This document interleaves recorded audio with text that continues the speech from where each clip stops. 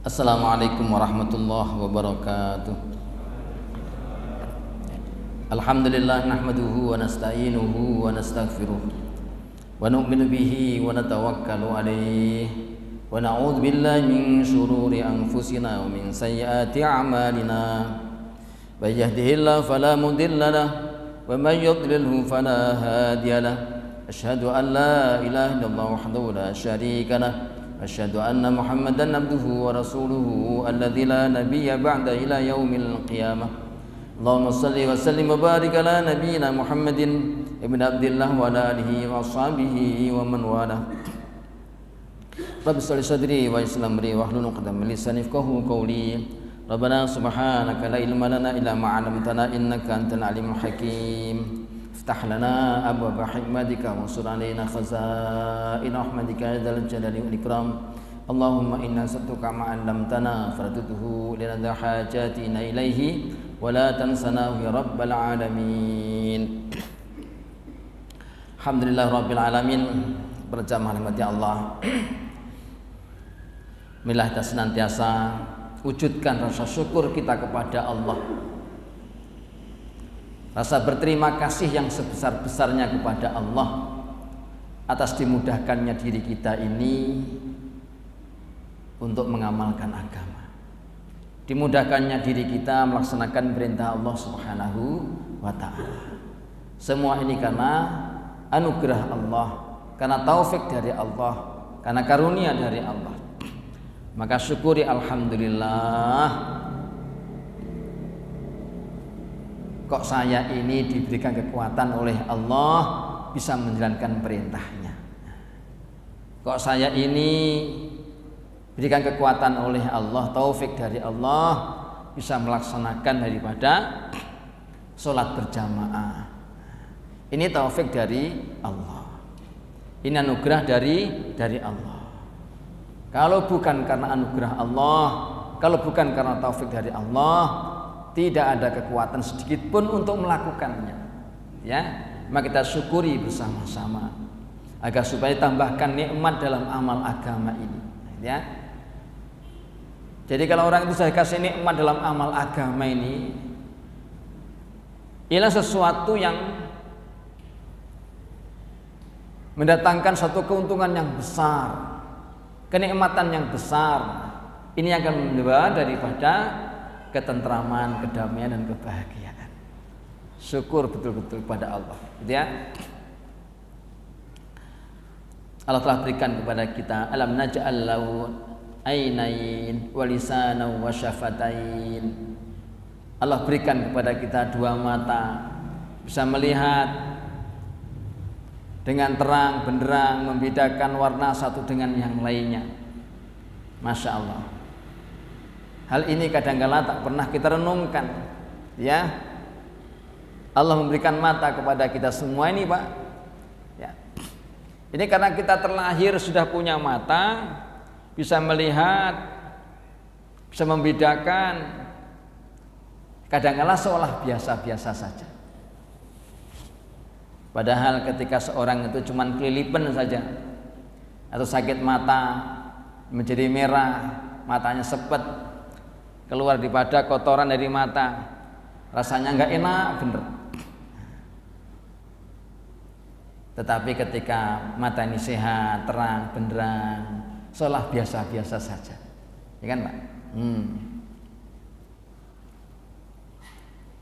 Kalau sekiranya mata ini tidak bisa melihat, berapa kira-kira kita berani untuk membelinya untuk bisa melihat kembali, Pak? Mahal itu, ya kan? Alam naj'al lahu ainain. Maka syukuri betul-betul, alhamdulillah dikasih mata. Masa untuk jalan di rumah ke masjid saja tidak ada kekuatan apa-apa, gitu ya. Maka syukur, alhamdulillah ya Allah, Kau berikan mata pada saya ini. Sebagai syukur, setiap ada panggilanmu aku datangi. Sebagai rasa syukur kita, gitu ya. Lisana wa syafatain, diberikan oleh Allah lisan, bisa merasakan, bisa menikmati daripada rasa itu. Lidah ini loh Pak, kok bisa merasakan manis, asin, ya kan, asam, dan berbagai macam rasa, gurih. Coba kalau sekiranya itu diambil oleh Allah sehingga sesuatu yang kita rasakan sama saja, bagaimana mengembalikan rasa itu kira-kira? Kalau diambil oleh Allah rasa itu, kira-kira dokter apa, spesialis apa kira-kira yang bisa mengembalikan daripada rasa yang dalam lisan kita ini? Lihat gitu suruh untuk mendatangi panggilan Allah yang cuman sebentar saja. Kadangkala kok ya nggak mau, kok berat kakinya. Padahal untuk perkara-perkara yang lainnya begitu semangatnya. Maka kita syukur, alhamdulillah hari ini bisa menikmati daripada berbagai macam rasa, Pak. Ya.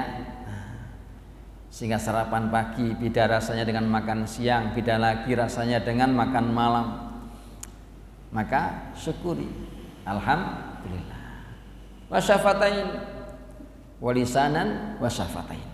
Ada dua bibir, Pak, ya kan?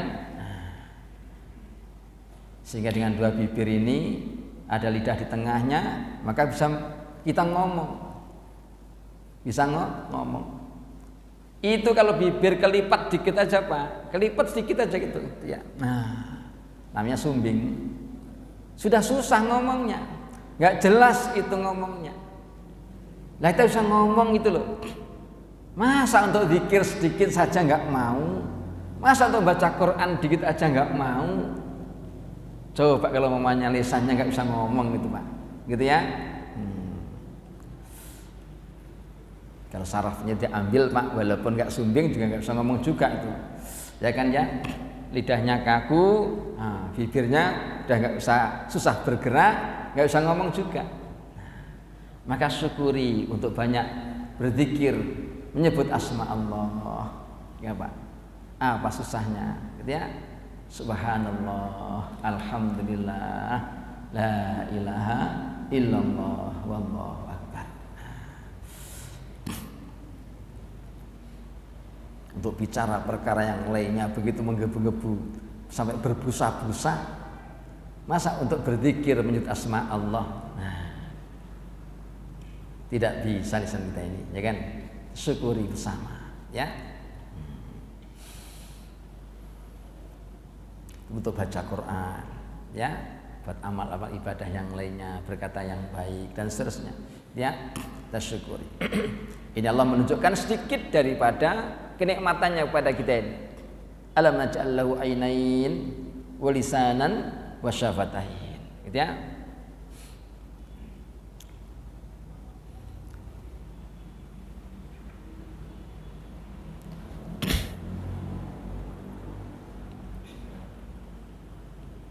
Kadang-kadang orang untuk ke pasar, apapun keadaannya, hujan gerimis, hujan besar, kalau memang hari-hari dagangnya di pasar, ya berangkat. Orang yang biasa sudah hari-hari ke kantor, gitu ya, apapun keadaannya, ya berangkat. Bagaimana kalau punya ke masjid, Pak? Jadi begitu kira-kira kita membandingkan untuk mensyukuri nikmatnya Allah kepada kita. Jadi ini ngaji, bagaimana batin kita ini ditata, gitu ya. Hati kita ini kita tata betul untuk mensyukuri nikmat Allah. Dengan diwujudkan tambahnya kita ibadah kepada Allah, gitu ya.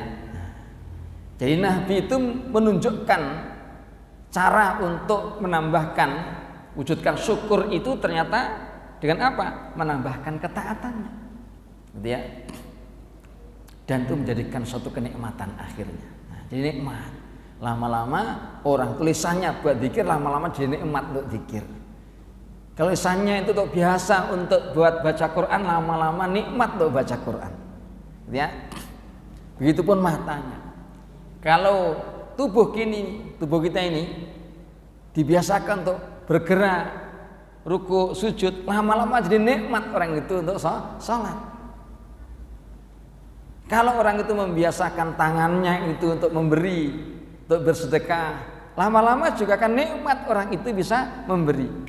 Sehingga senang hatinya ini kalau bisa memberi, berbagi dan seterusnya. Jadi nikmat, gitu ya. Begitupun ketika orang itu membiasakan perutnya lapar itu, lama-lama juga enak orang itu puasa, gitu ya. Jadi sehat juga, gitu ya. Jadi bagaimana membuat setiap amal, setiap ibadah itu jadi nikmat, sehingga tidak sedikit pun terasa seolah menjadi beban ataupun kewajiban. Jadi nggak merasa kewajiban, aduh rasanya kayak terganggu kalau belum melaksanakan, kayak gitu. Tapi jadi satu kenikmatan, jadi kebutuhan. Maka tadi ulama itu, hidup itu sesungguhnya hanya menunggu waktu sholat saja. Hidup ini menunggu waktu sholat. Karena ketika dulu Allah perintahkan kepada umat ini 50 waktu, sehingga sampailah karena kasihnya Allah dikurangi menjadi 5 waktu. Jadi hakikatnya kita ini hidup ini hanya menunggu waktu sholat dan menunggu waktu untuk disolati. Ya Pak. Jadi hidup ini menunggu waktu sholat untuk mengerjakan sholat dan menunggu waktu nanti akan disolati. Udah itu saja sebetulnya. Karena waktu itu ada yang masanya panjang, nah kita gunakan untuk sesuatu hal-hal yang memberi manfaat kepada kita yang lainnya. Jadi nunggu waktu sebetulnya. Oh ini karena subuh sampai zuhur ini lama, saya gunakanlah buat untuk berikhtiar, berusaha dan berbagai macam yang baiklah begitu. Tapi intinya nunggu sholat sebelum zuhur saya gunakan ini, sehingga zuhurnya ini menjadikan target, ya, jika sesuatu yang ditunggu-tunggu. Maka Nabi itu kalau masuk waktu sholat ada kumandang adzan, maka nikmatnya luar biasa, segala persoalan menjadi hilang semuanya, gitu ya. Jadi rasa kegelisahan, kesedihan, gitu ya, dalam dirinya, kerisauan itu begitu datang sholat maka menjadi penghibur dirinya. Sehingga dikatakan bahwasanya penyejuk mataku itu adalah sholat, ya. Qurratu aini as-shalah, penyejuk mata, hobinya Nabi itu sholat. Sehingga datang kumandang daripada adzan Bilal itu, maka semua jadi hilang. Nikmat betul, gitu loh Pak, gitu ya. Jadi terdengar adzan itu sesuatu yang menggembirakan, karena itu yang saya tunggu-tunggu. Jadi gitu loh.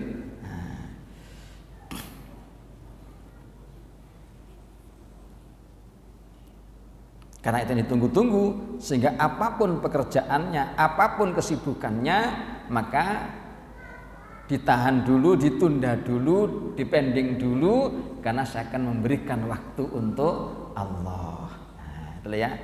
Jadi nikmat nantinya. Dia Pak. Melanjutkan daripada satu makalah yang lalu, beberapa perkataan al-hikmah telah disampaikan satu persatu,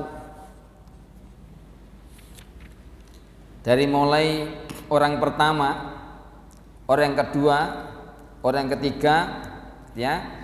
Nah ini orang yang keempat menyampaikan kata hikmahnya, di mana beliau mengatakan la yasdatu ginal qalbi ma'al judi illa ginan, tidaklah bertambah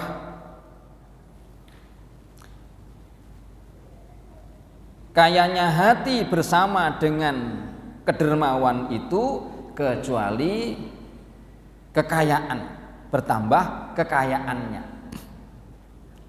Orang yang sifat kaya hati merasa cukup akan keadaannya itu dan dia seorang yang dermawan, kecuali akan bertambahlah daripada kekayaannya.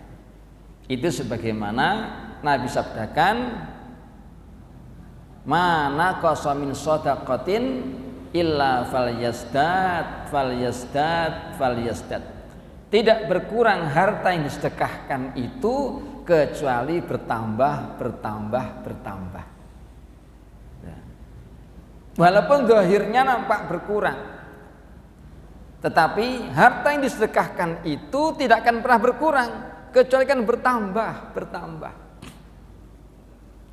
Maka dalam satu perkataan itu, apabila engkau ingin hartamu dijaga dan diselamatkan, maka zakatkan. Bila ingin ditambah hartamu, maka infakkan. Gitu lah Pak. Kalau sekedar hartanya ingin dijaga oleh Allah, tidak hilang, tidak musnah, tidak binasa, tidak dicolong orang, maka keluarkan zakatnya, maka akan aman. Tapi kalau ingin ditambah, gitu ya, rizkimu oleh Allah, maka infakkan. Ya. Kalaulah memang hartanya mencapai nisab, di samping zakat juga ada infak. Itulah Pak. Ini mau tambah, gitu ya. Maka di antara pintu-pintu rizki itu yang diantaranya 13 pintu rizki kata alim ulama, yang paling cepat untuk mendatangkan daripada rizki itu justru dengan disedekahkan, justru dengan diinfakkan. Gitu loh. Seperti seorang yang mancing itu, orang yang mancing itu tidak pernah mendapatkan daripada ikan yang lebih kecil daripada umpannya. Ya enggak Pak? Orang yang mancing itu dia enggak pernah mendapatkan ikan yang lebih kecil daripada umpannya. Enggak mungkin seorang mancing dengan umpan ikan tongkol dapatnya ikan teri, enggak mungkin. Mungkin enggak Pak? Umpannya aja tongkol, masa dapatnya teri? Enggak mungkin. Gitu ya. Kalau orang itu mancing, umpannya ini mungkin cacing, ya mungkin dapatnya lele, gitu ya, atau ikan mas, mujair, kan segitu. Jadi kecil dapatnya segitu. Lah kalau ingin gede, ingin dapat daripada ikan hiu, ya jangan pakai daripada cacing Pak, nggak kelihatan sama ikan hiu, ya enggak. Kalau ingin gede, umpannya ya agak gede. Jadi begitu. Allah itu memberi kepada hambanya itu Pak, tidak akan pernah lebih kecil, lebih rendah dibandingkan apa yang diberikannya, ya kan. Jadi gitu. Kalau ingin tambah oleh Allah lebih gede, maka pancing lebih gede. Jadi gitu. Tapi niatnya karena Allah, bukan niat karena pengen nanti ganti gede, bukan. Nah, gitu ya. Wah saya sudah sedekah segini gede kok nggak balik-balik ini. Nanti takutnya begitu, ya enggak. Jadi ikhlas karena Allah, semata karena Allah, gitu ya. Nanti akan datang lebih gede, gitu ya. Yakinlah begitu. Kalau tidak diganti di dunia, pasti diganti nanti di akhirat. Gitu aja sudah.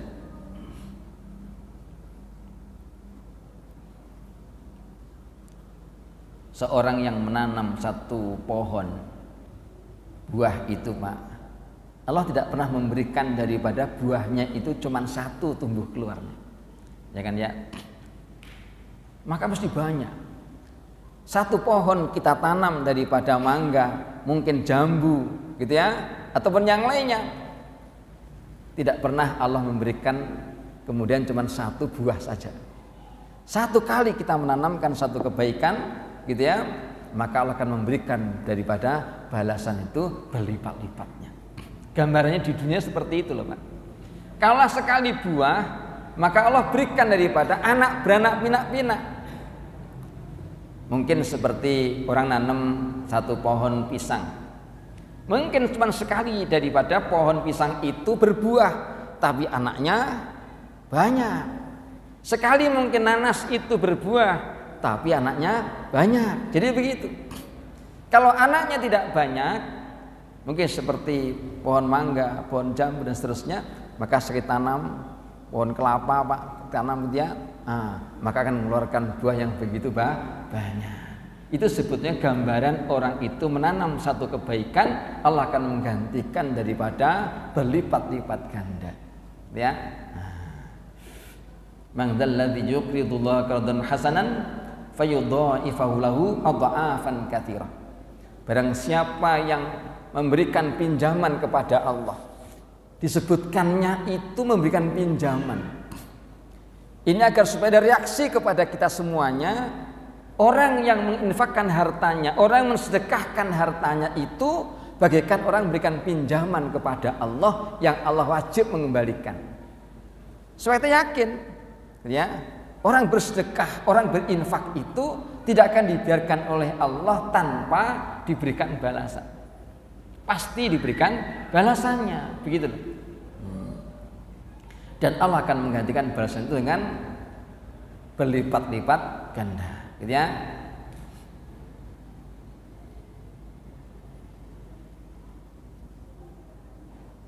Maka sebagaimana ayat yang sering diulang-ulang itu, masalah yang fikuna bisa bila barang siapa yang menginfakkan hartanya jalan Allah itu, kami hambatit sab'a sanabila fi kulli sumbatin mi'atu habbah. Orang yang menginfakkan hartanya di jalan Allah, ya, maka bagaikan satu butir menjadi 10 tangkai, 7 tangkai. Setiap satu tangkai maka membuahkan 100 buah, ya, maka menjadi 700, itulah. Itu masih Allah memberikan balasannya, wallahu yudha'ifu liman yasha. Allah akan memberikan tambahan lagi, gitu ya, berlipat-lipat ganda lagi yang Allah kehendaki. Jadi sama seperti kayak orang nanam pohon, gitu, Pak, gitu ya. Jadi orang hatinya lapang, hatinya itu merasa cukup, dengan kedermawanan yang dia lakukan itu tidak akan menambahkan kemiskinan dirinya, kecuali akan menambahkan daripada kekayaan padanya, gitu loh ya. Tapi orang pelit, Pak, beda itu, gitu ya. Orang sedekah dihitung-hitung luar biasa, gitu ya. Orang hati lapang itu memberi itu rasa senang, jadi gembira, ya. Maka tidak akan bertambah-tambah kecuali rasa kaya atau kekayaannya, ya, kaya beneran. Wala yasdatu faqrul qalbi ma'il kaisi illa faqran. Dan tidak bertambah-tambah daripada kefakiran hati yang miskin, gitu ya, bersama kayanya daripada kecerdasan akalnya, kecuali kefakiran. Walaupun orang itu cerdas, pinter, tapi kalau hatinya ini miskin, hatinya ini fakir, gitu ya, maka hal itu tidak menambahkan kecuali kefakirannya. Orang pelit itu walaupun pinter, gitu ya, walaupun cerdas, maka hal itu tidak akan menambahkan daripada kekayaan dirinya, kecuali kefakiran. Orang itu kalau bakhil, pelit, ya, bertambahnya kekayaan bukan menambahkan daripada dirinya ini menjadi dermawan, tapi justru bahkan menambahkan daripada miskinnya hati. Orang bakhil itu begitu, walaupun tambah-tambah, bertambah daripada rasa khawatir, cemasnya harta itu akan berkurang, gitu ya, sehingga banyak perhitungan. Kalau hatinya ini kaya, walaupun terus dia ini dermawan, berbagi, tidak akan berkurang-kurang hartanya, kecuali akan bertambah-tambah, ya. Sebaliknya begitu.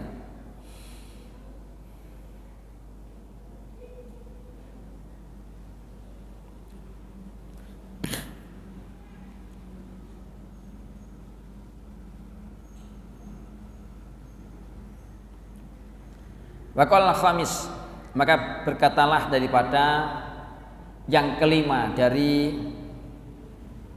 orang hikmah itu yang didatangkan oleh seorang raja untuk menyampaikan kata hikmahnya. Maka beliau mengatakan akhdul qalil minal khairi khairun min tarkil katsiri minasyarri.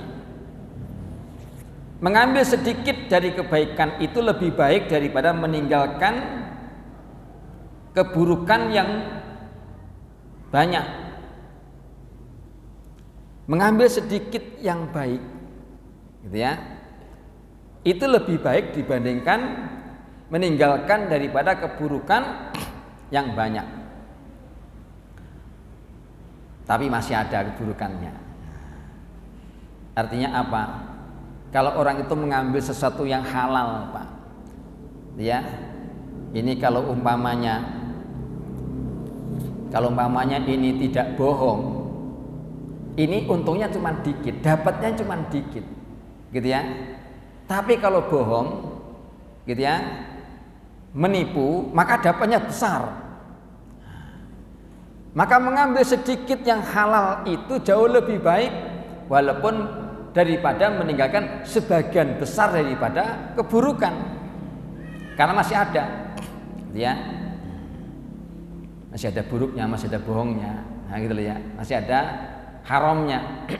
Mengambil yang sedikit dari kebaikan, sedikit yang halal, gitu ya.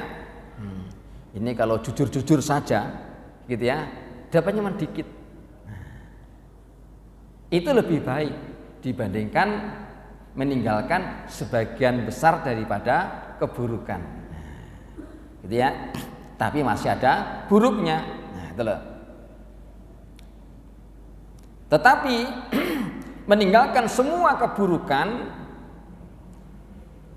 maka hal itu lebih baik daripada hanya mengambil sedikit daripada kebaikan. Karena dah meninggalkan semua keburukan, artinya apa? Orang dah meninggalkan buruk, ya mesti nanti jadi baik, kan begitu. Ya, gitu loh.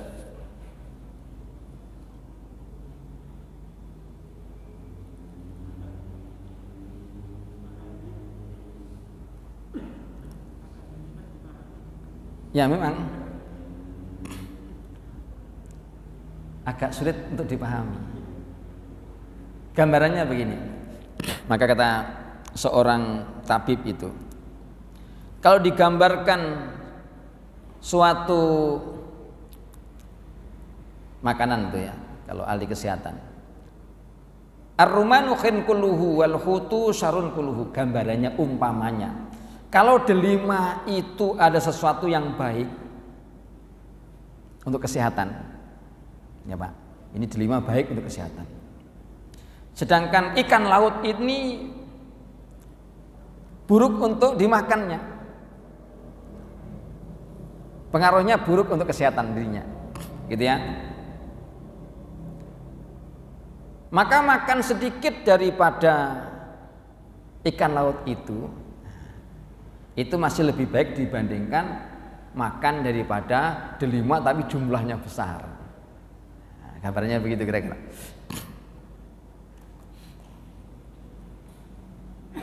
Makan sedikit yang halal itu lebih baik dibandingkan hanya sekedar meninggalkan sebagian banyak daripada yang haram, tapi masih juga makan, ya kan Pak? Gitu aja lah, walaupun agak susah sedikit dipahami, gitu ya, gitu ya. Artinya kalau orang itu, kalau hitung-hitungan untung-untungan, gitu ya. Kalau orang itu jujur-jujur saja, nggak bohong, nggak nipu, dapatnya dikit, gitu ya. Dapat yang sedikit dengan jujur dan tidak bohong itu jauh lebih baik dibandingkan daripada dapat banyak tapi dengan cara yang bohong. Walaupun mungkin yang banyak itu mungkin bisa digunakan untuk kebaikan. Jadi umpamanya kalau orang itu dapat dikit untung katakan 100.000, ini jujur gak bohong. Kalau bohong bisa 1 juta. Ya kan Pak? Walaupun digunakan kebaikan, yang 1 juta itu bisa digunakan untuk nyumbang masjid 900. Sedangkan dengan 100 ribu itu dia hanya bisa nyumbang katakanlah cuma 50 ribu. Bisa dipahami? Nah, maka yang sedikit tapi yang halal itu jauh lebih baik dibandingkan yang besar itu tapi tidak baik. Gitu ya. Ini kan bisa 900 ribu Pak nyumbangnya, tapi dapatnya dari tidak baik. Dah, gitu ya.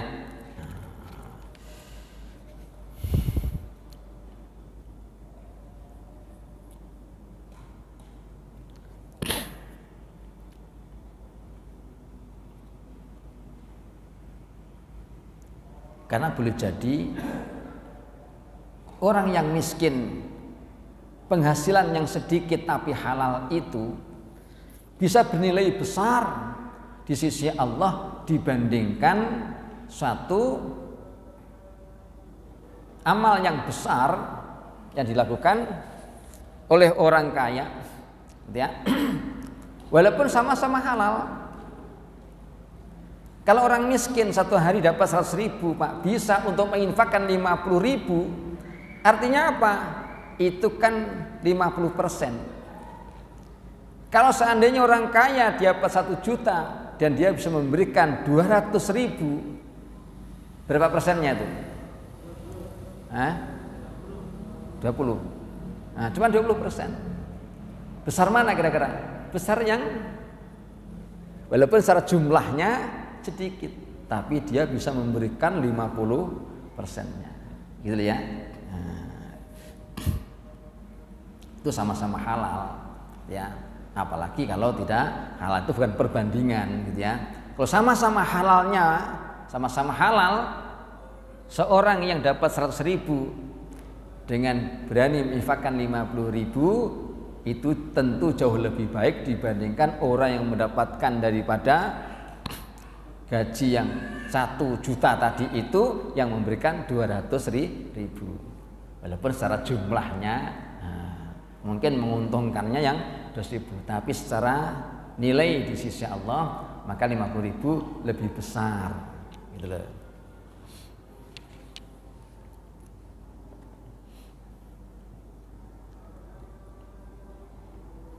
Wal maqalah tsaminah asyarata, makalah yang ke-18. Qala Ibnu Abbas radhiyallahu anhuma, berkata Ibnu Abbas radhiyallahu anhuma, anna Nabi sallallahu alaihi wasallam, Nabi sallallahu asatu asnafin, ada 10 asnaf golongan, min ummati, dari umatku, la yadkhuluna jannah, mereka tidak masuk surga. Masya Allah ini Pak, ini hati-hati ya. Ada 10 golongan di antara umatku itu mereka tidak masuk surga. Masya Allah, siapa itu? Ini kan ngeri Pak. Ini 10 golongan di antara umatku tidak masuk surga. Illa man taba, orang bertaubat, betul-betul meninggalkan itu semuanya. Awaluhum, pertama daripada 10 golongan itu adalah al-qala. Namanya al-qalla. Bukan kolak-kolak yang buat maghrib kalau buka itu, bukan. Namanya kolak itu Pak. Kolak kalau Jawa orang kolak, kalau di sini kolak, iya kan? Nah, beda ini. Ini al-qalla pakai ain ya. Nah, itu al-qalla. Kalau Jawa namanya kolak, tapi enggak di masjid. Kalau di Jakarta, di Bekasi namanya kolak, gitu ya. Ini kalau biasa buat untuk buka waktu Ramadan, ini ada kolaknya gitu. Yang kedua al-jayyuf, jim ya di tasjid wawu fa, jayyuf. Nah, ya.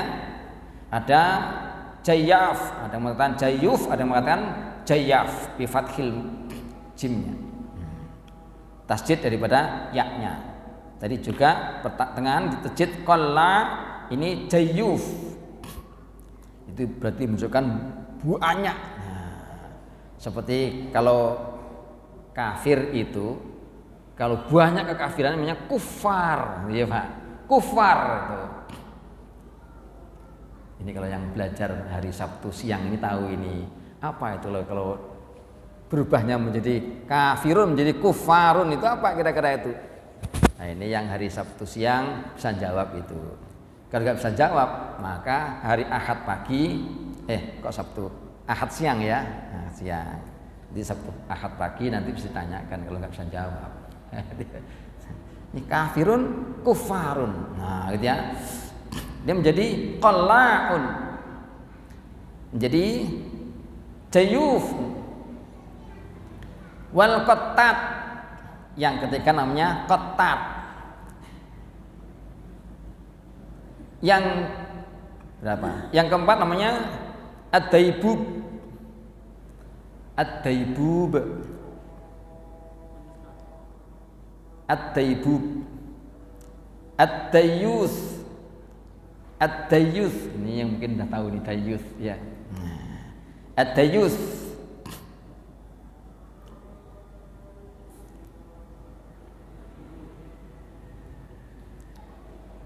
Apalagi al-qubah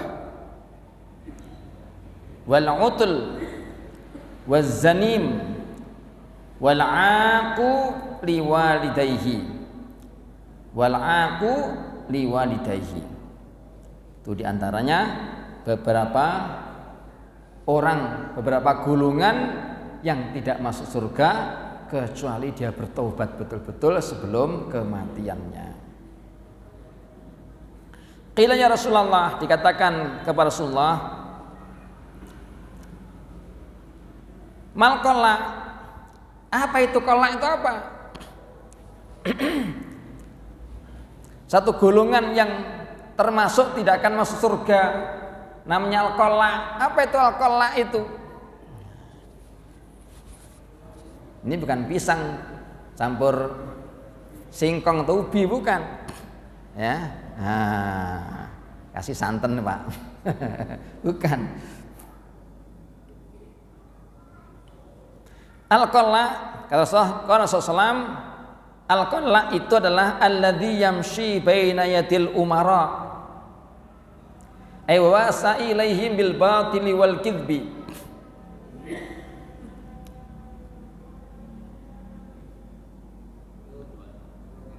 Cepat itu 5 menit lagi ya. Al-qalla itu adalah orang yang berjalan atau mendatangi daripada umara, gitu ya. Orang yang berjalan di hadapannya para pemimpin, para umara. Jadi datang untuk ngemis-ngemis, ngerayu-ngerayu, untuk mempengaruhi, untuk kasih bisik-bisik, gitu ya. Nah, atau semacam-macam lah, gitu ya.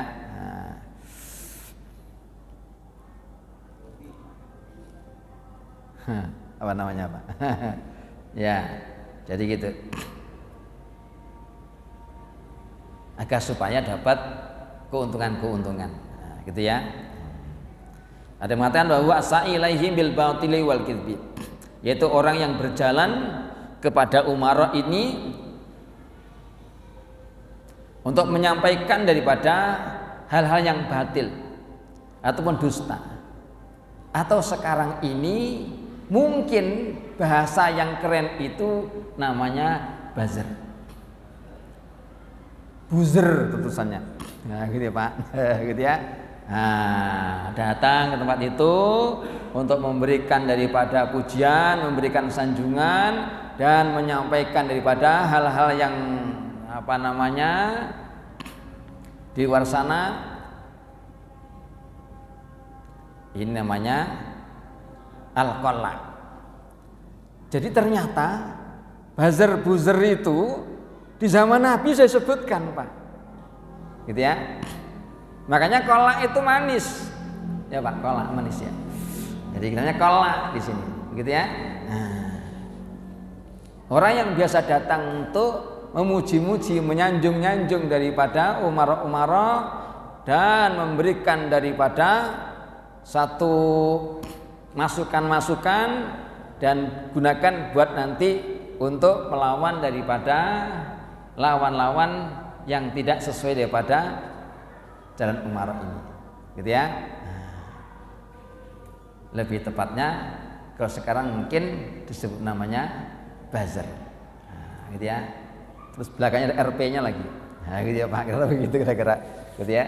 Masya Allah. Jadi tidak melihat daripada hak batil, pokoknya apapun keadaannya maka ini dibela habis-habisan, dipuji habis-habisan dan menjatuhkan, menjelekkan daripada lawannya. Ini sebenarnya al-qala, ya Pak. Masya Allah. Ini kalau tidak bertobat, bagaimana hasil uang yang didapatkannya dengan dia memuji, menyanjung daripada umara, walaupun dia tahu itu batil, itu salah, gitu ya, dan menjatuhkan, menjelekkan dewa lawannya walaupun benar juga. Ini namanya al-qala, gitu ya. Dan ia dapat daripada keuntungan itu, dapat daripada gaji, daripada uang itu. Itulah sebenarnya al-qala. Itu tidak akan masuk surga kata Nabi kalau dia tidak bertobat. Betul ya? Kalau tidak bertobat. Ya. Kemudian al-jayuf. Al-jayuf. Apa itu al-jayuf? Insya Allah minggu depan ya Pak.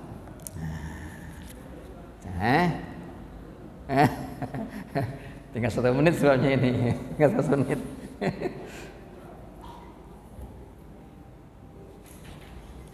Ini al-jayuf ini keterangannya agak panjang, ada ceritanya nanti, ya. Maka karena panjang ada ceritanya, maka insya Allah akan depan ya. Mudah-mudahan Allah berikan sehat, nanti bisa hadir lagi terangkan apa itu namanya al-jayuf, itu an-nubas, insya Allah gitu ya. Insya Allah kita tutup dengan doa pada majelis, semoga Allah mengampuni kita semuanya. Subhanakallahumma bihamdika asyhadu an la ilaha illa anta astaghfiruka wa atubu ilaik. Assalamualaikum warahmatullahi wabarakatuh.